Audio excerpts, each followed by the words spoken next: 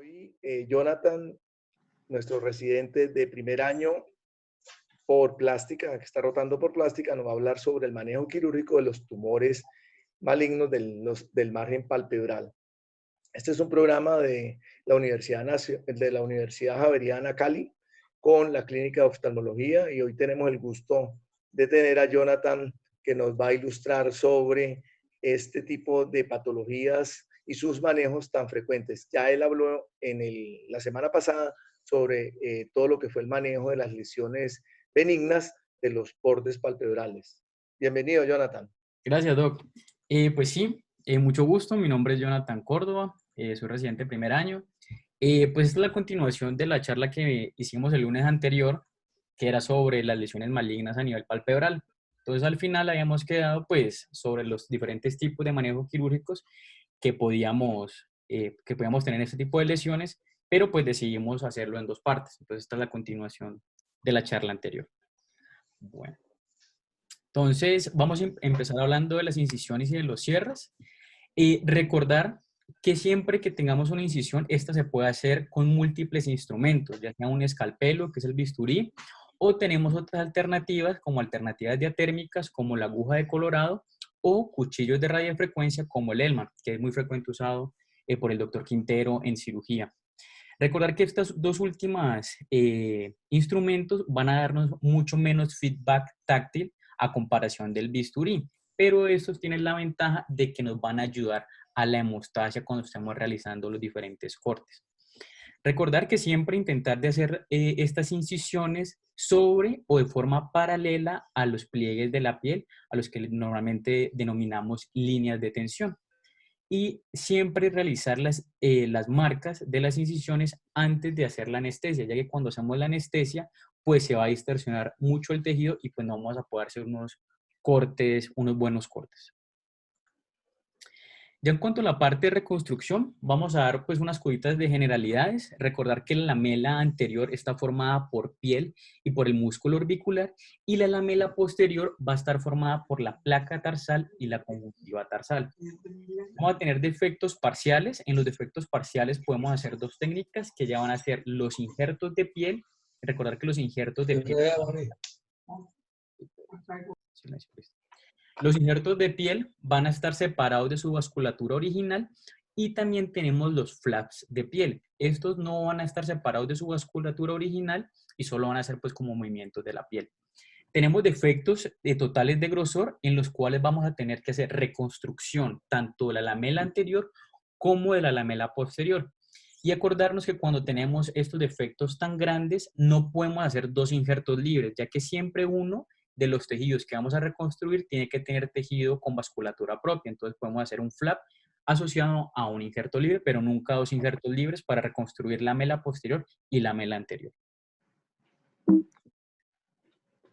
Entonces, aquí tenemos un cuadro en el que nos puede ayudar a tomar decisiones sobre qué tipo de procedimiento quirúrgico podemos hacer si tenemos defectos del párpado inferior.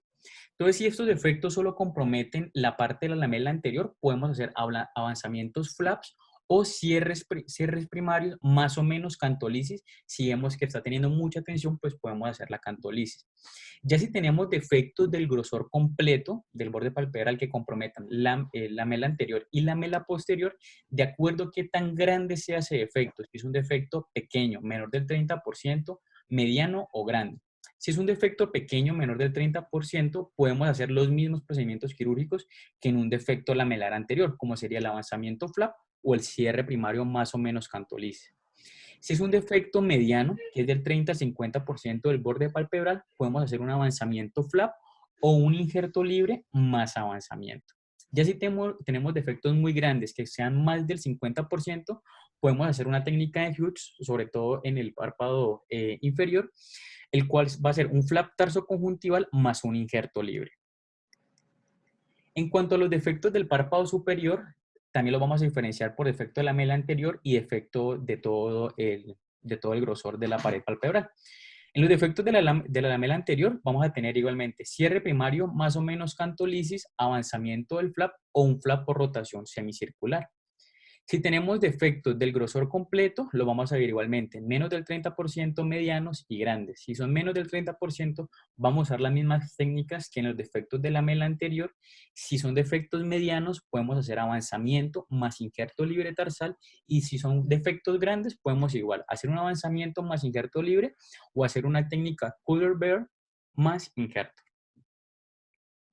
Entonces vamos a iniciar hablando de los cierres directos de lesiones en el margen palpebral. Entonces, normalmente estas excisiones del margen palpebral van a ser usadas para extraer tejido anormal. Recordar que siempre nosotros tenemos que confirmar después de la excisión, confirmar ese tejido y ver que esos márgenes sean totalmente libres de malignidad o de las lesiones que tenga el paciente. Entonces, ¿qué vamos a hacer? Normalmente se van a hacer se va a delimitar la lesión con una forma romboidea y se van a marcar estas dos en una forma de ángulo recto, en forma de pentágono. Luego vamos a usar las tijeras para realizar los cortes y aquí vamos a tener posiblemente mucho sangrado. Este sangrado va a ser secundario a las arcas tarsales que se van a encontrar en las placas tarsales. Entonces aquí podemos hacer un poco de cauterización, pero recordar que siempre hacer poca cauterización porque podemos dañar las estructuras anexas. Luego de esto vamos a colocar suturas absorbibles, ya sea 6 ceros o 7 ceros, a través de los bordes de la placa tarsal a nivel del margen palpebral. Este primer punto va a ser en sutura absorbible, como lo podemos ver aquí, y va a ser un punto en colchonero. Lo que va a querer es unir las dos partes del párpado que están expuestas, los dos bordes libres, y que me quede como una lengüetica, pues así, en forma como de volcán. Luego de esto vamos a hacer dos suturas más absorbibles a través de los bordes tarsales para hacer el afrontamiento del tarso. Luego de esto podemos hacer una sutura no absorbible de 6 ceros a través de la línea gris, dejando los extremos de esta sutura largos, que lo podemos ver aquí, que es esta sutura con seda. Luego de esto vamos a proseguir a hacer el cierre del músculo orbicular con 3 suturas absorbibles, 6 ceros, 7 ceros, y posteriormente vamos a hacer el cierre de la piel con puntos simples no absorbibles, que vamos a comenzar en la línea de las pestañas. Pero recordar que la sutura que hicimos en la parte superior a nivel de la línea gris, ese cabo que queda va a ir dentro como de las suturas de la piel, para que estos puntos siempre estén expuestos y no vayan a molestar la córnea, ya que si tenemos estos puntos sueltos, van a hacer erosión corneal. Entonces siempre recordar que los puntos, ya sea tarsales, a nivel del músculo orbicular, siempre tienen que ser hacia la parte anterior y no hacia la parte posterior, ya que estos pueden generar roce y generar erosiones a nivel del ojo. Y aquí tenemos un pequeño video donde vemos cómo se hace la excisión. Entonces, inicialmente, recordar, infiltramos, luego de eso vamos a hacer la demarcación antes de la infiltración, luego con el instrumento pues, que dispongamos, ya sea un bisturí, métodos diatérmicos o de radiofrecuencia, vamos a hacer los cortes. Recordar que aquí se puede usar la pinza de desmarres o un protector ocular para evitar el daño del globo ocular. Siempre a 2-3 milímetros de la lesión. Y luego de esto siempre hacer la biopsia por congelación para saber si los bordes están comprometidos o no, y luego ya pasar al cierre de la lesión.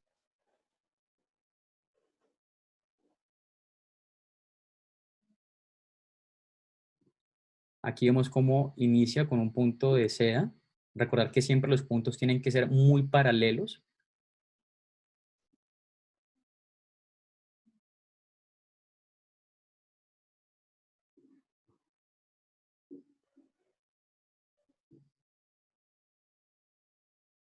Hace la anudación y luego ya prosigue a hacer la sutura a nivel de la placa tarsal en la parte superior.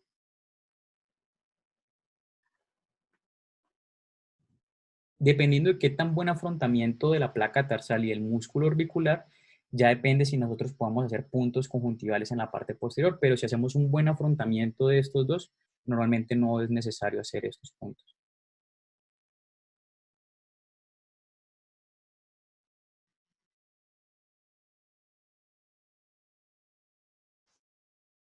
Ese otro punto a nivel de la placa tarsal y ya comienza, ahí termina, a hacer los puntos de piel.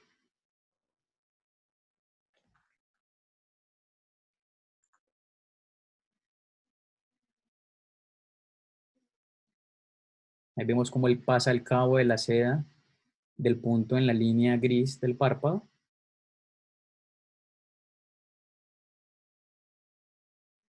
Y cómo se continúa de forma inferior.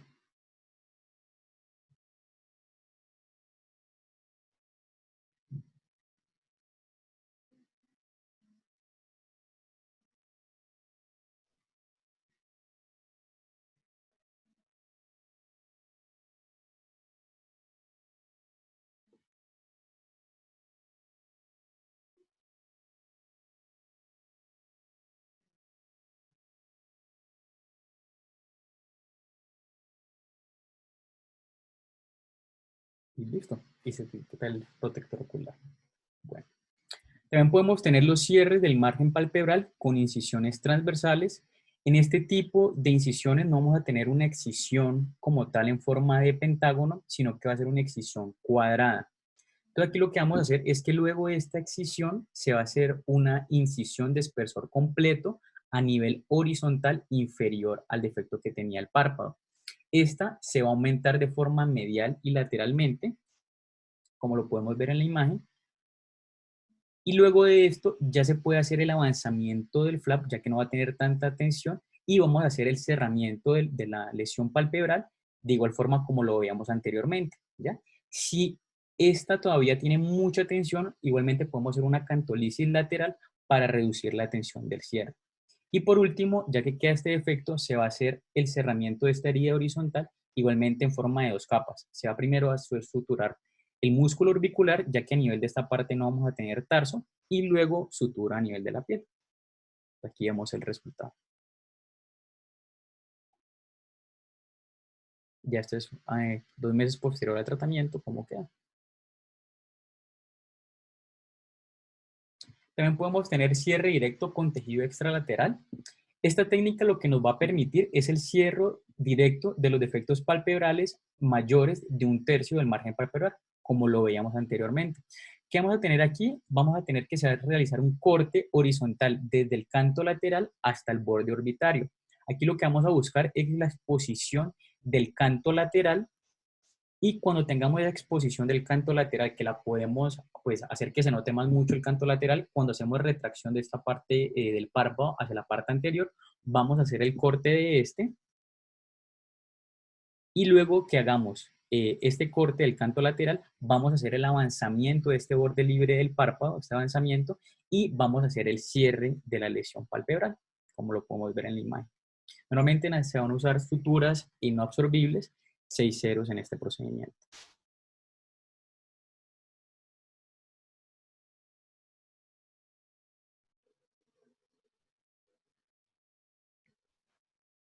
Aquí tenemos un video, esto es una cantotomía con cantolisis, pero pues nos permite ver bien cómo se hace la cantolisis. Entonces desde el canto lateral vamos a hacer una incisión que va a seguir la línea del canto lateral.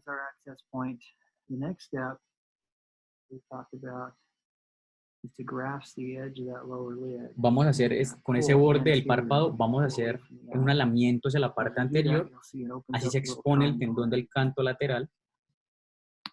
Some Westcott scissors. With these scissors, as I insert down into that triangle, I can feel those lateral canthal ligaments down in there. So as I go Luego, like ya que se exponga el canto lateral, vamos a hacer un corte con tijeras de este. There, I can strum those like a guitar and feel those. We're releasing, we're releasing. I'll do another little additional snip on the cons right there. Thank you. So as I come down, so that's pretty much released. I can feel a little bit more right in there. Entonces vamos a ver que cuando él hace el corte a nivel del canto lateral, ya el párpado se libera, entonces ya yo puedo hacer el avanzamiento de ese párpado para hacer el cierre de la excisión primaria que le realiza el paciente. Miren ahí cómo es de móvil el párpado, entonces lo cual me permite hacer el avanzamiento sin ningún problema. También podemos hacer el flap semicircular de Tencel. Este me va a permitir cierre de lesiones que comprometen hasta el 50% del borde palpebral, y lo que vamos a hacer primero es marcar el flap semicircular, que aproximadamente va a tener de forma vertical 22 milímetros y de forma horizontal 18 milímetros. Aquí en la imagen está un poquito más excedidas las longitudes, pero pues lo uso como ejemplo. Luego de esto se va a iniciar la marcación y es muy importante la marcación. Esta debe iniciar la marcación a nivel del canto lateral y se va a curvar hacia arriba si lo que vamos a tratar es una lesión a nivel del párpado inferior, o se va a curvar hacia abajo si la lesión es a nivel del párpado superior. Y esta línea normalmente no tiene que ser pues tan grande, no tiene que ser tan curva, y siempre tiene que terminar a nivel de la línea de la ceja. No puede pasar la línea de la ceja, ya que sería pues un tejido pues muy grande.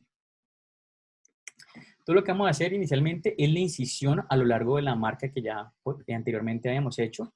Se va a alar anteriormente esta para la exposición igualmente del canto lateral, y ya cuando yo hago el corte de la exposición del canto lateral, ya la tensión se libera a nivel del párpado y ya puedo hacer el avanzamiento a nivel del párpado para hacer ese cierre primario como lo hemos mencionado anteriormente. Lo único que cambia aquí es que aquí estamos viendo cómo se expone el canto lateral, se realiza el corte, es que tenemos que hacer un punto de fijación o un punto de soporte a nivel de este flap, ya que si yo no hago este punto de soporte, cuando yo vuelva a hacer la reconstrucción de la piel, este tejido se me va a ir hacia la parte lateral. Entonces, es muy importante hacer este punto de soporte que se debe hacer muy cerca a nivel del párpado, para que el párpado que yo estoy avanzando quede sin tensión. Luego de esto, ya voy a hacer el cerramiento del tejido con suturas 6-0 absorbibles, y el cierre de la piel lo voy a hacer con suturas 6-0 no absorbibles. Y aquí vemos ya cómo termina. Lo podemos hacer con puntos simples o con puntos continuos.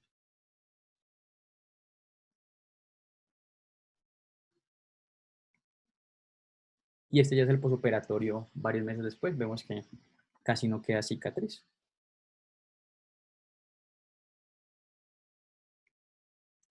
Y aquí tenemos también un video que nos demuestra pues cómo se realizaría.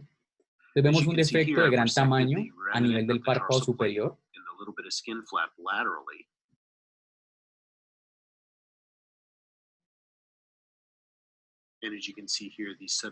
Vemos que intentar un cierre primario por afrontamiento es muy difícil. Entonces, primero hace la marcación y luego inicia con la incisión. Tiene que hacer el disecamiento de la piel, luego del músculo orbicular, y por último va a buscar el tendón de cantal lateral.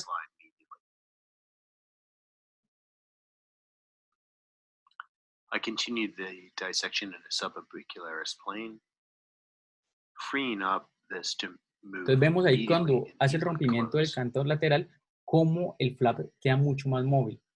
Y ya es el paciente un mes postoperatorio, que también vemos que no tiene mucha cicatriz. Cuanto a la lamela anterior, recordar que los injertos de piel a nivel de la palpebral llenan un defecto residual sin tensión. Esto vamos a ver en contra de los flaps a nivel de la lamela anterior, que los flaps sí siempre van a tener un gran nivel de tensión. Recordar que el riesgo de distorsión de los injertos de piel es mínimo siempre y cuando los injertos sean del tamaño adecuado. Siempre se deben colocar sobre un tejido vascularizado, por lo cual les mencionaba anteriormente que no se pueden hacer dos injertos, ya sea de la lamela posterior o la lamela anterior, dos injertos libres, porque no vamos a tener esa vasculatura original y podemos llevar a diferentes complicaciones como necrosis del injerto. Normalmente para estos injertos de piel a nivel palpebral se van a preferir los injertos de la piel del párpado contralateral o del párpado inferior o superior del mismo ojo. Entonces, como podemos ver en la imagen, es un paciente con una gran lesión al nivel del párpado inferior. Se le hace una resección de esta lesión, pero al mismo tiempo también se le saca un injerto a nivel del párpado superior. Y luego de esto, como la piel está en laxa a nivel del párpado superior, se va a hacer este injerto, se le va a colocar a nivel del párpado inferior, y el paciente pues normalmente tiende a evolucionar sin ningún problema.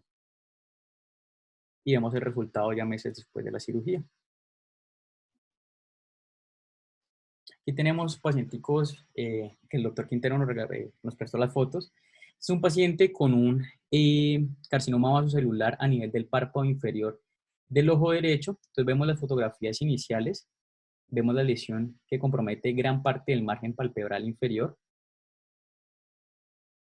Y aquí vemos pues el resultado de la patología, que ya después de que se hizo la excisión, vemos que no tiene compromiso de los bordes libres. Como la lesión era tan grande, después de la excisión se hace una resección del injerto a nivel del párpado superior, una blefaroplastia superior, y este injerto ya se pasa hacia el párpado inferior y se sutura con puntos simples. Aquí tenemos otro caso, también un paciente con un SEA vasocelular a nivel del canto interno. Luego de que la patología confirmara el diagnóstico y se le pasa a hacer la resección y se confirma que los bordes de este estuvieran libres, ya se pasa a la reconstrucción. Entonces vemos aquí la patología carcinoma vasocelular adenoide con borde de resección libre. Entonces ya aquí se pasa a la reconstrucción y se toma un injerto a nivel del párpado superior, el cual se va a poner a nivel del canto interno. Recordar que estos injertos, si tienen mucha tensión por la parte en la que están puestas, se le puede hacer una pequeña incisión en el centro de del injerto para que no tengan tanta tensión.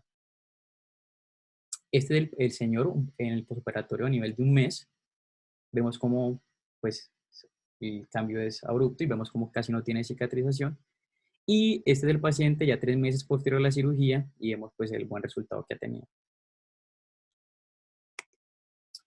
Ya siguiendo hablando de los flaps, vamos a tener que las ventajas de usar los flaps es el alto suministro sanguíneo de estos por la vasculatura original de estos, pero también van a tener unas desventajas, que todos van a crear gran tensión y esto va a ser pues inherente a que lo que vamos a hacer es una tracción de un pedazo de piel muy cercano donde está la lesión. Vamos a tener 3 tipos de flaps, los cuales son por avanzamiento, rotacionales y transposicionales.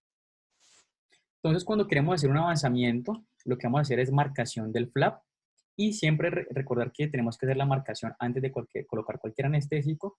La línea superior de este flap se va a extender desde el nivel del canto externo y la línea inferior se va a extender desde la parte lateral de la lesión, desde la parte inferior de la lesión hacia la parte lateral. Luego de esto, vamos a hacer las incisiones siguiendo estas marcas y ya cuando yo tenga totalmente disecado esta parte, como lo podemos ver aquí, vamos a hacer la resección del tendón cantal lateral. Luego de esto, ya como se pierde esa tensión, puedo mover este párpado libre hacia el otro párpado y hacer como tal el cierre primario. Como lo podemos ver aquí.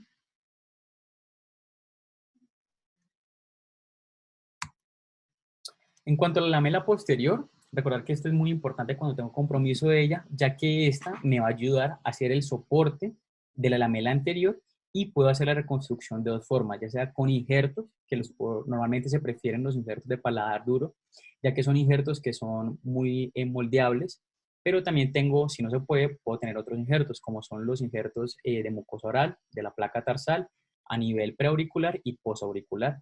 Y también tengo los flaps, donde tendría la técnica de Hughes. Entonces, la técnica de Hughes lo que quiere es que luego de la excisión de la lesión, como tengo compromiso tan grande a nivel de la lamela posterior, vamos a hacer una eversión a nivel del párpado superior. Entonces, vamos a hacer una sutura con suturas no absorbibles. Y esto lo que me va a ayudar es a mantener una exposición de este párpado superior y de la placa tarsal a nivel del párpado superior. Voy a hacer una marcación de la marcación se hace con una línea paralela a nivel del borde palpebral a unos 4 milímetros de esta. Lo que vamos a hacer es que vamos a incidir con el bisturí en la placa tarsal y aquí vamos a llegar al espacio pretarsal y luego de esto vamos a hacer extensión de esta incisión de forma medial y lateral siguiendo la marcación que antes habíamos hecho. Luego de esto pues ya exponemos toda la parte tarsal y va a ir hacia la parte inferior, que es donde tenemos el defecto, y vamos a hacer un cierre primario como hemos hecho los anteriores cierres. Entonces vemos el paciente cómo se le hace el cierre y el paciente va a quedar. Luego de esto, siempre recordar que se le debe hacer un injerto para la lámina anterior. Y finalmente el paciente pues va a quedar así. Y luego ya sea 2 a 3 meses, como va a tener el pedículo ahí pegado, el paciente se cita para realizar la división de esto.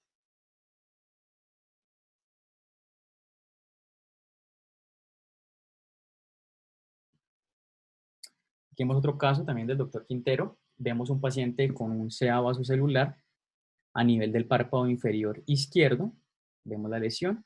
Y aquí vemos ya ese resultado final. Vemos cómo se le hace la técnica y cómo queda con el pedículo y posteriormente, ya luego la recuperación a nivel de los 3 meses, se cita para hacer el corte. Aquí tenemos otro pacientico también. Este es el mismo pacientico, perdón, y este ya son fotos posoperatorias. Este es un segundo caso, también vemos como la incidencia de ese vasocelular es muy alta. El paciente también se le hizo una técnica en Hoots y vemos cómo se le tomó el injerto del párpado superior y cómo es citado posteriormente. Entonces este es un videito donde vemos cómo se realiza Estamos ante el corte a nivel del pedículo. Lo podemos ver acá.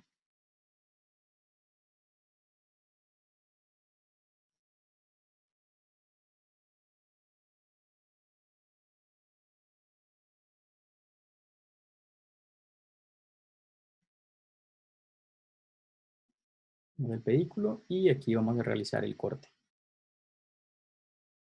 Este es un paciente que normalmente los pacientes tienen que ser citados a los 3 meses. Es un paciente que llegó un poco más tarde, pero el paciente llegó mucho más tarde fue porque era un paciente de EPS y pues se demoró en pedir la cita.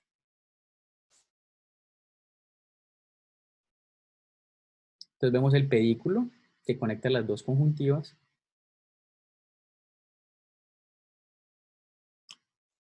Y normalmente esta técnica es bueno usar una sonda canulada para evitar la lesión a nivel del globo ocular. Entonces vemos cómo primero hace la infiltración y también es importante que estos procedimientos normalmente se hagan en el nivel del quirófano, ya que la placa tarsal tiende a estar muy vascularizada y a sangrar mucho. Entonces, pues para evitar cualquier complicación se recomienda que sea en el quirófano.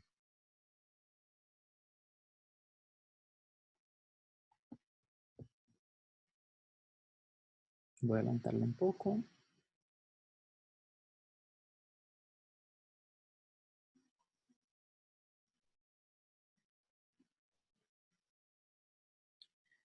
Entonces allí se introduce la sonda canulada y ya se prosigue al corte con tijeras de a nivel del pedículo.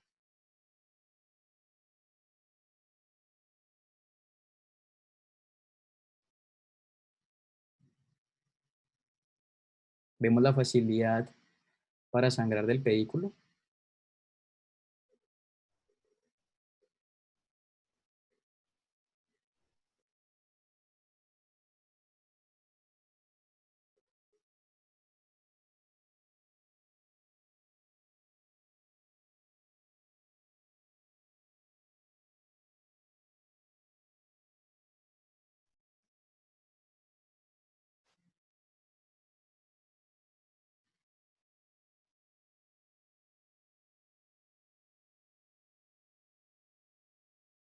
Se termina el corte poco a poco.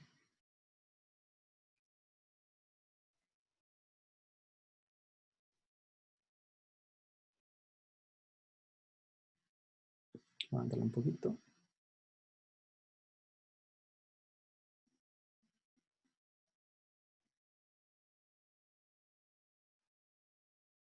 Se me pasó un poquito.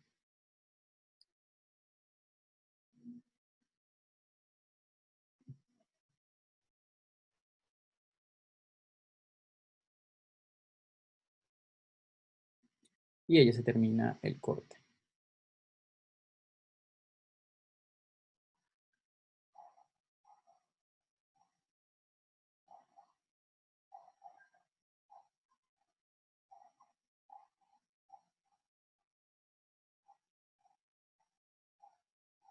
Ujú.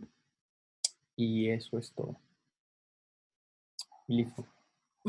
Pues aquí lo que vemos es que hay muchos tipos de técnicas. Esto es más como pues, las generalidades de las diferentes técnicas quirúrgicas.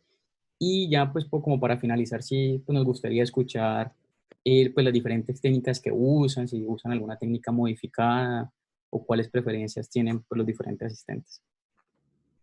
Bueno, Jonathan, muchas gracias. Bueno, este es un campo muy amplio, tiene muchas técnicas, es necesario para realizar estos tipos de procedimientos conocer mucho la anatomía, conocer mucho de flaps, conocer mucho de las posibles complicaciones. De pronto, sería bueno aclarar que cuando hacemos todos estos tipos de procedimientos, una de las grandes complicaciones que tenemos son las necrosis que se puedan presentar, infecciones que puedan presentar, defectos como tipo colobomas secundarios, la dehiscencia de suturas. Entonces tenemos muy en cuenta que son procedimientos que hay que seguir de cerca. Son pacientes con carcinomas vasocelulares o espinocelulares que cuando llega el reporte, así estemos con una biopsia por congelación que nos está diciendo que no hay ningún tipo de compromiso y cerramos, podemos llevarnos sorpresas. Entonces, pues interesante, hay otro tipo de técnicas que no tratamos, pero quisiera ver los expertos como la doctora Claudia Telles, ¿qué comentario tiene la doctora Claudia Telles en Bogotá? O Amparo en Bogotá, Amparo Mora. ¿Están por ahí? O la doctora Mitzi Sí, Moreno. Antonio. Hola, Amparo. Antonio, ¿qué tal? Hola, buenas. Bueno, buenas. Yo quería pues hacer ciertos comentarios en cuanto a que Jonathan mencionó que como opción el párpado inferior para tomar injerto. Es mejor no, porque es que del párpado inferior la redundancia no siempre es muy abundante como para tomar un injerto. Si se lleva más de 4 milímetros en un injerto, deja el párpado inferior en ectropión. Entonces es mejor considerar para injertos el superior antes, porque es que el inferior muy fácilmente se retrae, se va para afuera porque va contra la gravedad y queda en ectropión si tomas injertos de ahí. Y otra precisión es que el párpado en general es muy, muy bien vascularizado porque tiene aporte de los dos sistemas, carótido interno y carótida externa.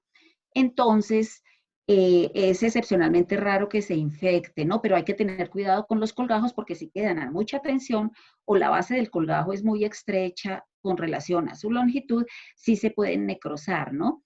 Pero en cuanto quería hacer una precisión, el tarso, Jonathan mencionó que el tarso es muy vascularizado y no, es lo menos vascularizado, no es tanto, es decir, es muy vascularizado el orbicular, las otras estructuras, pero el tarso no mucho.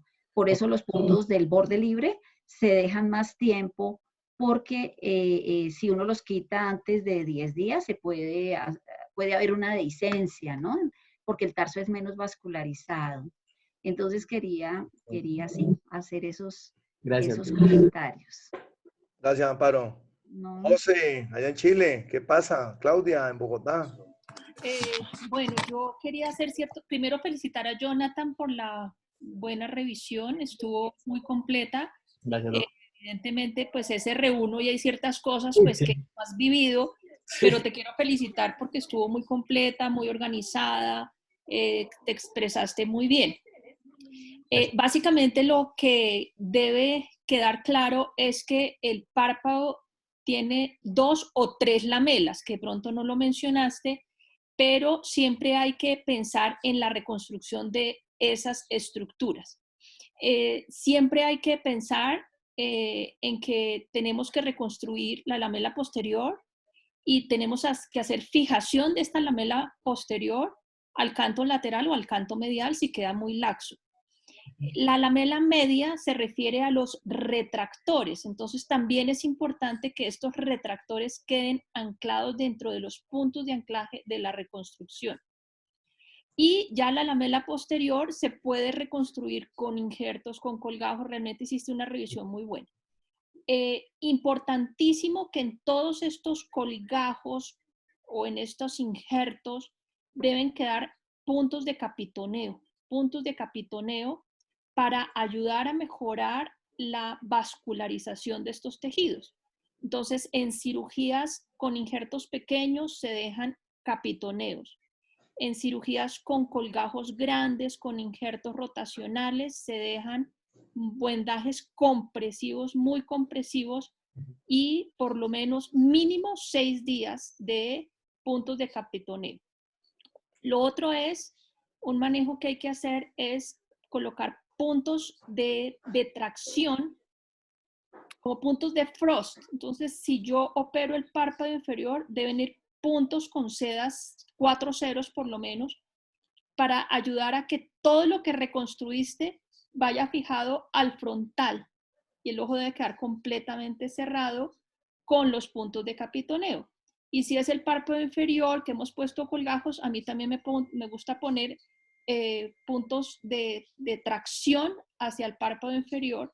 Entonces es bien importante en el manejo de todas estas reconstrucciones dejar puntos de capitoneo con gasas furacinadas, con puntos de tracción, y si yo en algún momento tengo la más mínima sospecha que alguno de los puntos que puse, así yo lo hubiera hecho no de espesor total, prefiero poner un lente de contacto durante este primer posoperatorio para que este paciente que tiene una cirugía tan grande no vaya a tener molestias en la córnea. ¿Sí? Entonces es otro mensaje que dejo, que si el paciente tiene de pronto, a veces hay pacientes en que uno hace 1001 puntos y si alguno de estos va a llegar a tener contacto o a mí me da la sospecha de que va a tocar la córnea, prefiero que se pongan un lente de contacto terapéutico antes de hacer todos los cierres.